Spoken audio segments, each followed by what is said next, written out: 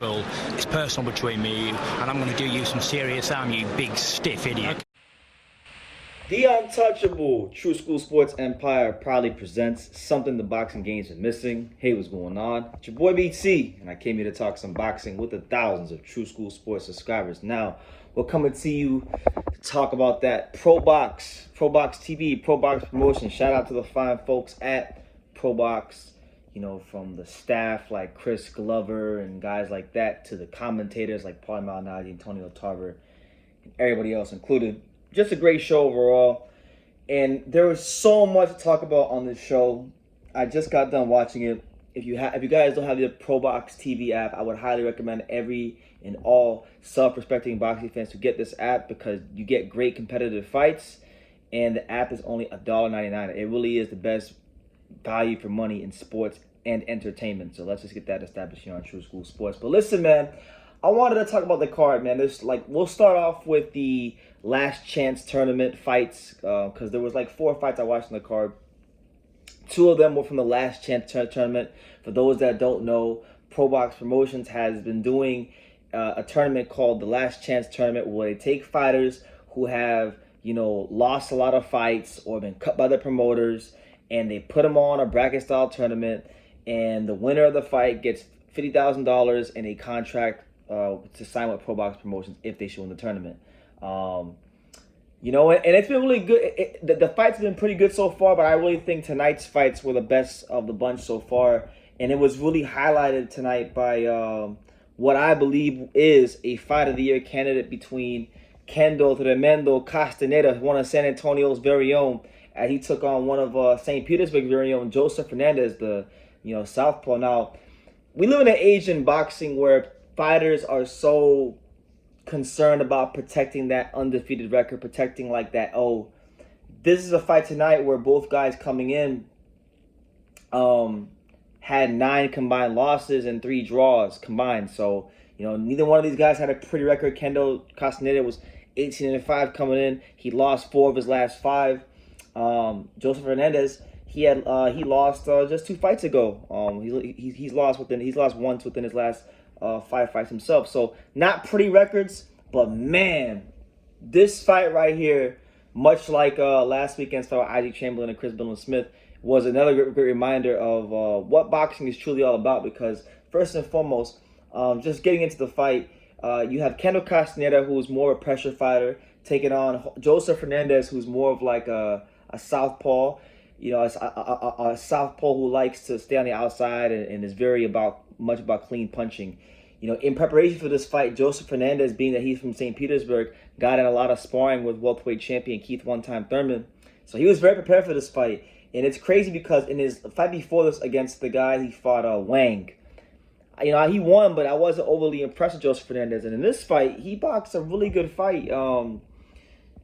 Castaneda is a guy that's always looking for that overhand right. That overhand right that overhand right is what won him his last fight against Sonny Fredrickson, and got him a viral knockout. So that if Fernandez was going to win this fight, the 2 keys for him were going to be to take away the overhand right of Kendall Castaneda, not let him set his feet, and to keep that jab in his face as much as humanly possible. And this fight, pretty much that was the end all be all in this fight. You had when Fernandez was able to get that jab working consistently up the middle on Castaneda wasn't effective. But then as the fight went on and Castaneda put that pressure on him, it seems like the activity and the just the volume of Castaneda got Fernandez, I wouldn't say discouraged, but it kept him a gun shy enough with the jab to allow him to fight the fight he wanted to fight.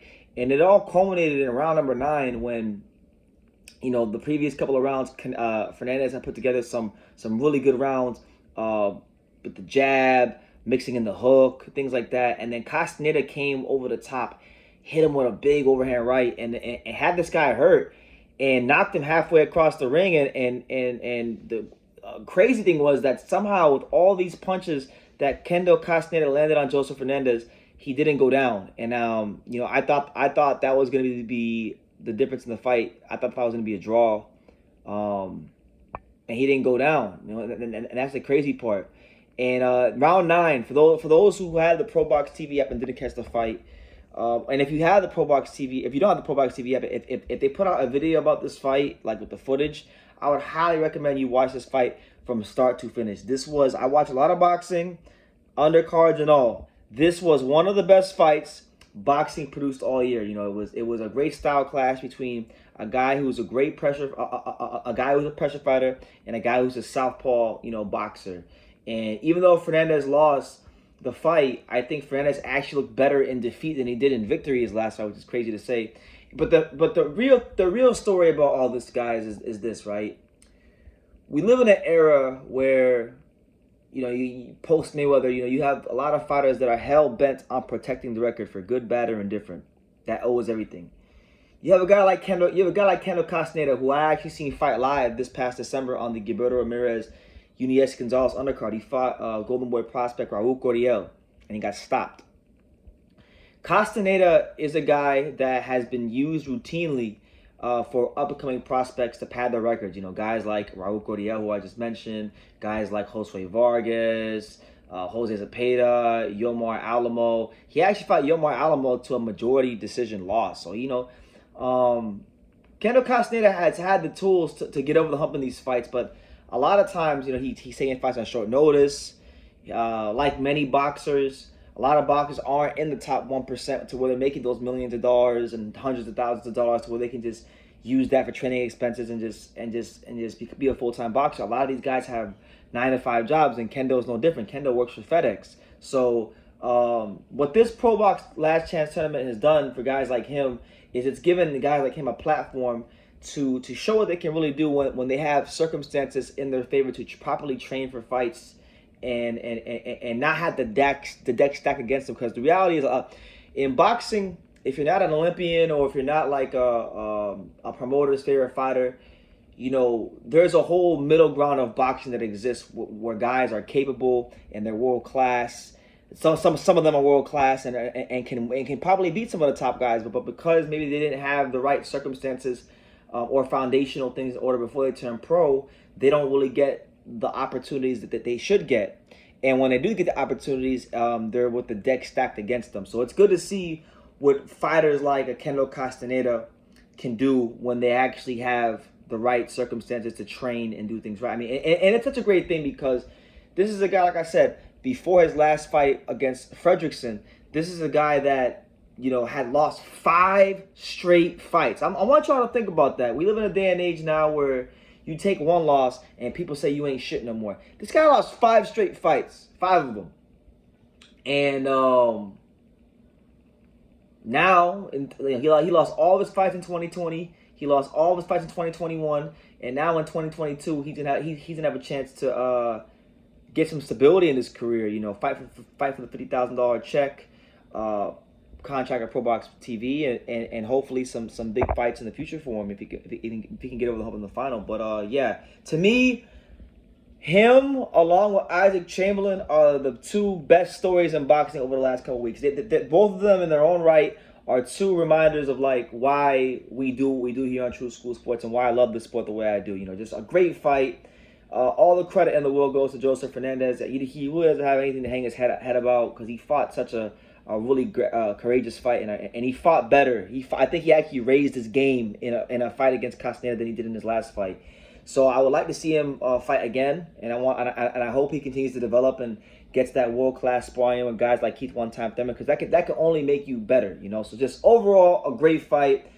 The story of one of the best stories of boxing in 2022. Kendall Tremendo Castaneda, once a B-side fighter, the FedEx worker, used as an opponent for prospects to build the record, now has a chance to make right on his own career and win the final on November 4th on Pro Box TV. So great stuff going on. So yeah, I was a bit long-winded, but that fight was so great I had to talk about it.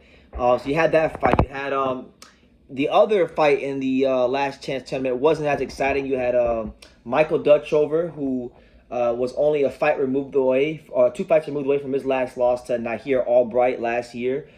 He was taking on Antonio Moran. And yes, that Antonio Moran. The same Antonio Moran that, a couple years ago got knocked out by Devin Haney and cold, but an overhand right. And it's crazy because Moran is the favorite going into this tournament. His performances haven't been like the most exciting performances, But being that he's a taller, longer, rangier fighter, he's been boxing pretty well, pretty easily. Tonight he fought Michael Dutchover, a guy that was once pretty highly touted prospect from Thompson Boxing, and Moran's really only lost to the elite of the elite. I mean, look at his resume. He's only lost to Arnold Barbosa, Devin Haney, Jose Pedraza. Guys like that. He lost a couple other fights, like to Emmanuel Lopez, split decision loss, and in one fight domestically when he was a prospect. But really, in the last 5 years or so, the guys he's lost to have only been the creme de la creme of boxing. So he has great experience, and he's been using it very well against Michael Dutchover. Dutchover is a guy that I don't think he had the foot speed or the athleticism or just the boxing know-how to really trouble a guy like Antonio Moran, who's so experienced, and it really showed in this fight. Even in his last fight, he fought Clarence Booth. I had a chance to watch that fight, Dutchover. He didn't really look like, I wasn't wowed by him. He barely got the win in that fight against a longer, rangier opponent. But yeah, Moran wasn't as exciting as Kendall Castaneda. But one thing I'll say from what I saw in the Dutchover fight tonight with him was that there were a lot of times in the fight where when Dutchover would commit to that right hand, it was landing. And I just think he didn't do enough of it. For whatever reason, he just didn't do enough of it. There were a lot of spots in the fight where he didn't do enough of it. If Moran has the same problem that Fernandez had tonight against Castaneda, where he's throwing that jab, but then as the fight goes on, the volume of that jab decreases, and he gives Kendall Castaneda a chance to throw big overhand rights over the top, he is setting himself up for like a disaster. Okay, a disaster. So he needs to make sure, like he even said in his post-fight interview, that he's in the best condition to deal with Kendall Castaneda. Because if he's anything other than tip-top shape, Kendall Castaneda will find a way to beat him. Because I think he's in that kind of like form right now. He's in that kind of form. He's growing in confidence, and he's showing the fighter that he could have been, if things were more favorable for him. Because that's what happens in boxing. Sometimes when you're not the promoter's favorite or the Olympian or something like that, you don't get the luck of the draw when it comes to your matchup. So, two great fights tonight in the last chance tournament, and some of the prospect fights. We had I would say the standout performance was none other than Daniel Blancas, the Mexican prospect, from Milwaukee. A Mexican American prospect, Milwaukee, Wisconsin native. Heard a lot of great things about Daniel Blancas, but I haven't had a chance to really watch much of him. This is a guy that has sparred David Benavidez, been used in camp for David Benavidez and things like that. And I've been hearing his name a lot. And, tonight he fought a fighter in Jolando Tala, who trains out of DLX Boxing in Las Vegas, under the guidance and watchful eye of Augie Sanchez. Tala was a guy that, he was 1-1 coming in, lost his last fight, but, very confident guy. I really thought he could win the fight. And when I scored the fight, I don't think I didn't give Tala any round, but he was very much in every round. It was a competitive 4-0, but it was a 4-0 nonetheless.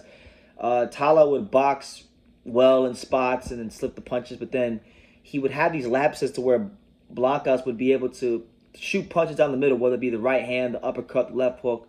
And what Blancas showed in I think it was the fourth round, he showed that he had an extra gear. He cut the ring off on Jolando Tala, and he actually wound up switching southpaw and just beating the hell out of his body, coming up through the guard with uppercuts and straights, and it was just a really good performance from him. So, good-looking prospect, only his third fight, so he can't go too crazy, but I think for a fight at this stage, very good experience, very good rounds. And as far as Jolando Tala, I think he's not a bad fighter himself. I like to see him some more as well. He's 1-2 now, so they're gonna probably use him as a B-side against other name prospects. But not a bad fighter by any means. Very competent. Just needs to, I would say, work on being a bit more active and things like that. So there was that fight, and then the last fight on the card between the prospects was it took place between Josiah Shirley, who's 5-0 prospect from Orlando, Florida. He took on Eric Womack, a fighter from Philadelphia who doesn't have a lot of amateur experience, but Womack is trained by someone who's a friend of the channel and a former professional fighter, Otis Griffin. Shout out to Otis Griffin. And very awkward guy. Doesn't necessarily have like a set rhythm. Very awkward, very hard to time. long, can punch a little bit. So very tough fight for Josiah Shirley in the early stages of the fight. But, you know, one thing I liked about Shirley was that he was very patient. He showed the ability to remain patient when things were not going his way. And then, you know, the thing about Womack is while he's awkward, he sometimes crosses his feet and falls off balance. And, you know, so if you're patient enough, he will put himself in a position to where you can punch him and hurt him. And that's what Shirley did. And you know, he moves his record up to, I believe, what, 5-0, 6-0? 6-0 with 5 knockouts. So not a bad prospect in Josiah Shirley. You know, he's a guy that I know that Pro Box is high on. So I definitely have him bookmarked. I have him in my mental boxing library memory, because I memorize a lot of fighters. You guys be surprised how many fighters I can memorize in boxing right now. So he's there because I know Pro Box has big plans for him. But all in all, look, I've been talking for damn near 16 minutes now. And it's because when you put on a great show, when you put on a good competitive fights with good storylines and great things happen, you know, you're going to have something to talk about, you know, and I've had 16 minutes worth of boxing stuff to talk about. So shout out again, they knocked out, I think Gary Jonas and the fine folks at Pro Box have knocked out the park again. No, they are not paying me. No, they're not a sponsor of this channel. I just really, really love the Pro Box app, and I appreciate them for what they're doing for not just fighters, but for boxing in general. Good competitive matchups, you know, fighters who don't normally get the chances and the opportunities to get fair fights, to have fair fights where they can train and things like that. So I like these things, and that's why I'm such an advocate for this platform. And I'm going to continue to push Pro Box, because I feel like every boxing fan should have Pro Box TV. But on that note, you guys, let me know what you think in the comments down below.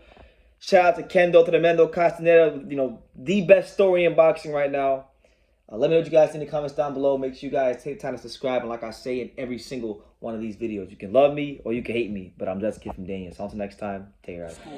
Thank you for watching True School Sports. No, follow this kid. Oh. You know, he's a true, you know, he's a young, true, passionate person who follows boxing. He wakes up thinking about boxing, and he goes to sleep thinking about boxing. This is true. Good kid, good man, and looking forward to seeing him everywhere in the boxing world. Hey man, if you ain't subscribed to True School Sports, you fucking up, man. Make sure you subscribe, bro. Fucking up big time. Make sure, man.